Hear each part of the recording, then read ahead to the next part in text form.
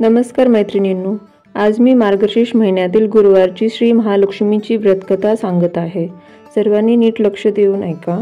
ध्यानी घ्यावी श्री महालक्ष्मी देवीची कहाणी। द्वापार युगातील सौराष्ट्र देशाची मोहिनी। आटपाट नगर होतं, तिथं एक राजा होता। राजाचं नाव होतं भद्रश्रवा।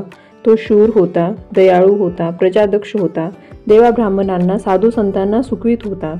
राजाच्या राणीचं नाव होतं सूरजचंद्रिका। ती रूपानं सुंदर होती, पण स्वभावानं गर्विष्ठ होती। मागच्या जन्मी ती होती एका वेश्याची बायको। नवऱ्याचं तिचं भांडण होई, घरी वैतागली, गेली निघून रानात। तिथं पाहिलं सुवासिनींना, त्या करत होत्या लक्ष्मी व्रत। तिनं पाहिलं व त्यांच्याबरोबर तसं व्रत केलं। दुःख गेली, दारिद्र्य संपलं, परिस्थिती सुधारली।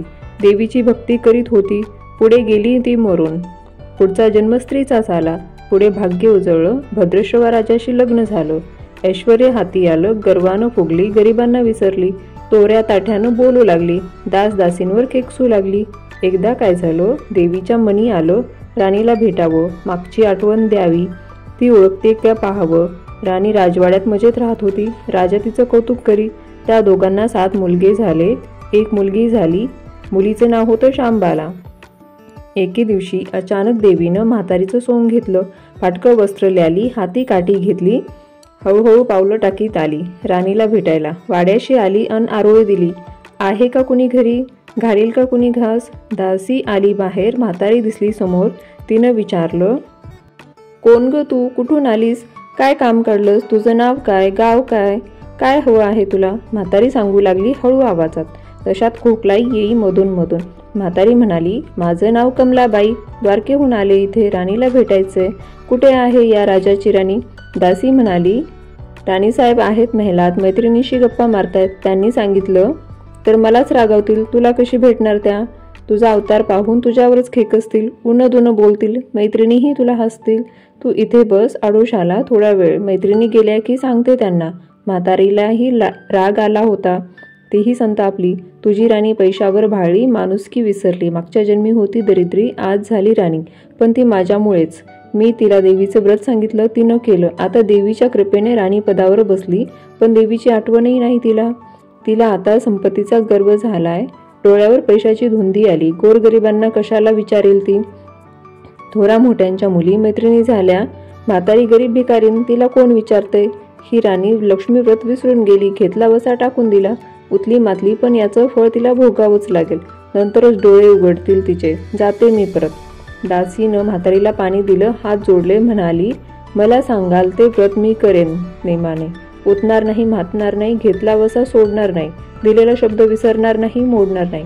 म्हातारीनं त्या दासीला व्रताचा वसा सांगितला। ती उठली व काठी टेकीत तिथून निघणार तोच माडीवरून एक मुलगी लगबगीनं खाली आली। ती होती राणीची मुलगी शांबाला।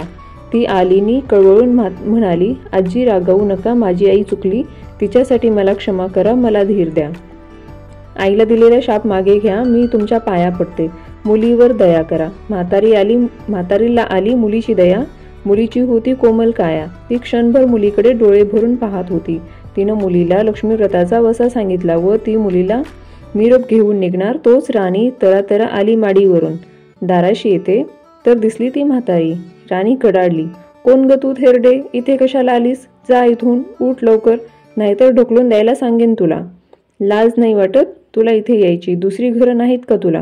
म्हातारीचे डोळे गरगर फिरले, कपाळावर आट्या उमटल्या आणि ती तडक तिथून निघून गेली।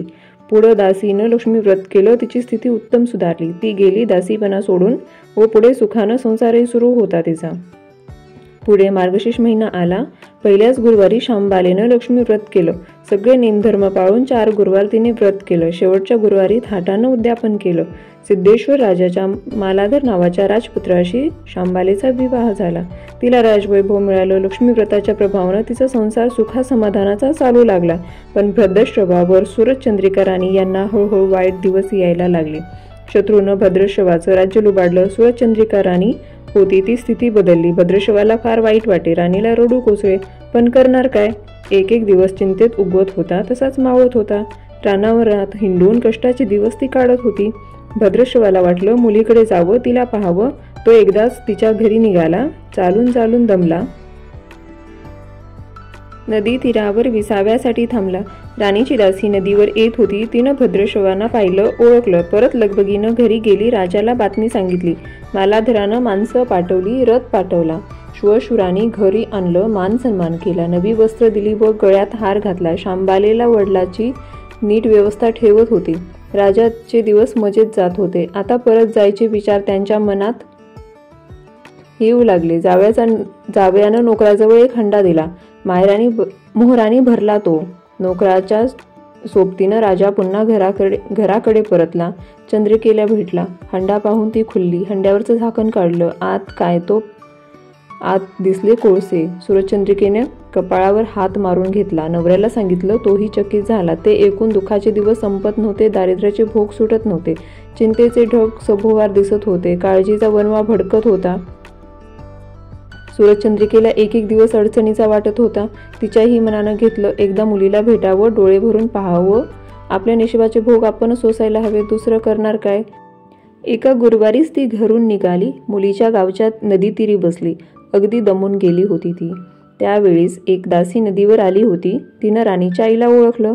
ती म्हाली गेली. राणीला बातमी दिली, तुमची आई नदीवर बसली, खूप दमलेली दिसली, तिला आणायला पाठवा कुणीतरी. शांबालेनं रथ बोलवला. आईला घेऊन घरी यायला सांगितलं. आई रथात बसून घरी आली. शांबालेनं पाहिलं. आईला तिनं प्रेमानं मिठी मारली. मुलीच्या घरचं ऐश्वर्य पाहून तिचे डोळे तृप्त झाले, पण तोंडातून शब्द फुटत नव्हते. आईला स्नान करायला सांगितले. मग पैठणी नेसायला दिली. गळ्यात सोन्या मोत्याचे अलंकार घातले. आईचं रूप उठून दिसू लागलं. दुपारची वेळ झाली. शांबाला लक्ष्मीव्रताचा वसा करत होती. लक्ष्मी देवीची भक्तिभावानं पूजा करत होती. आरती झाली. धूपदीपांचा वास दरवळत होता. शांबालेला उपासच होता. तो ती कडकडीत करी, अगदी निराहार राहून. आईच्या जेवणाची तयारी झाली होती. तिनं आईला जेवायला बोलावलं आणि मागच्या जन्माची आठवण झाली. ती लक्ष्मीव्रताचा वसा करत होती. लक्ष्मी देवीच्या कृपेनंच ती राणी झाली होती.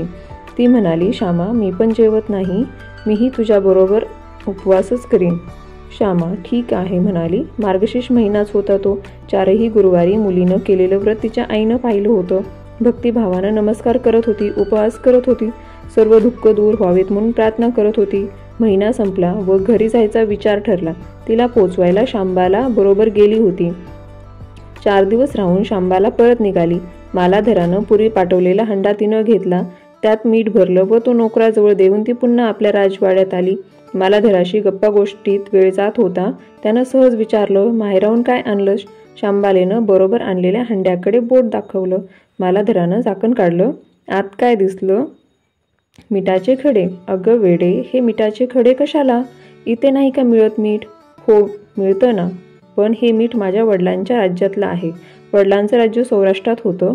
तिथल्या शेजारच्या समुद्राचं आहे हे मीठ. समुद्र तीरावरून दूरवर माझ्या वडिलांचं राज्य पसरलं होतं.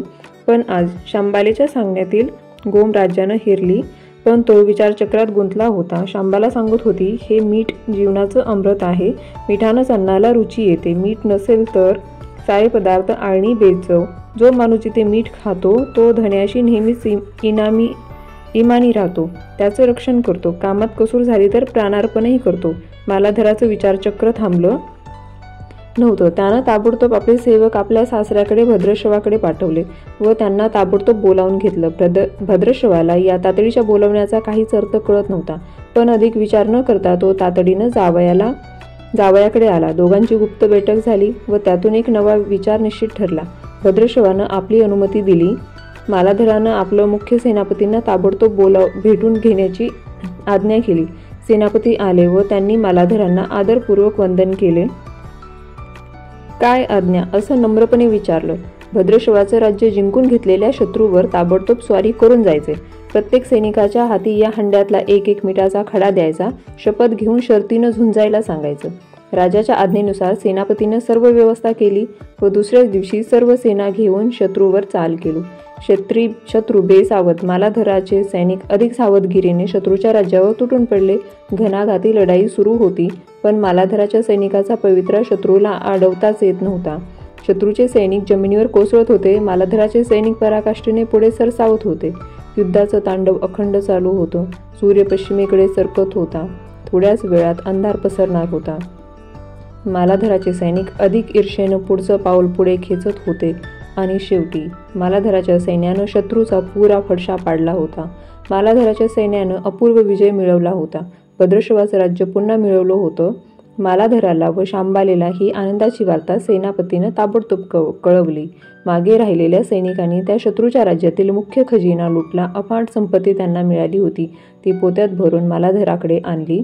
त्यात सोन्याच्या मोहरा होत्या, अनेक नाणी होती, कित्येक शस्त्रांचा साठाही होता. मालाधरानं भद्रश्वाला चंद्रिका राणीला घेऊन यायला सांगितलं. ती आल्यावर घरात आनंदाला उधाण आलं होतं. तो गुरुवारचाच दिवस. शांबालेनं लक्ष्मीव्रताची पूजा केली, आरती केली. धूपदीपांचा सुगंध दरवळत होता.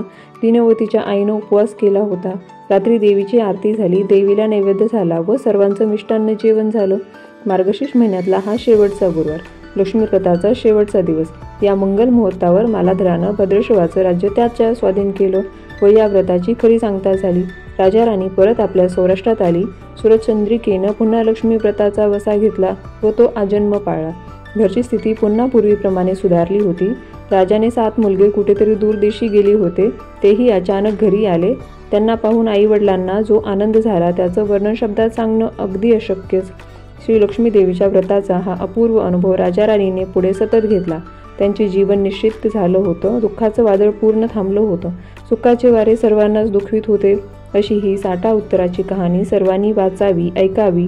लक्ष्मीच्या कृपेनं त्यांचं घर सदैव फुलावं अशी 5 उत्तरात सुफल संपूर्ण करून सर्वांनी देवीला वंदन करावं.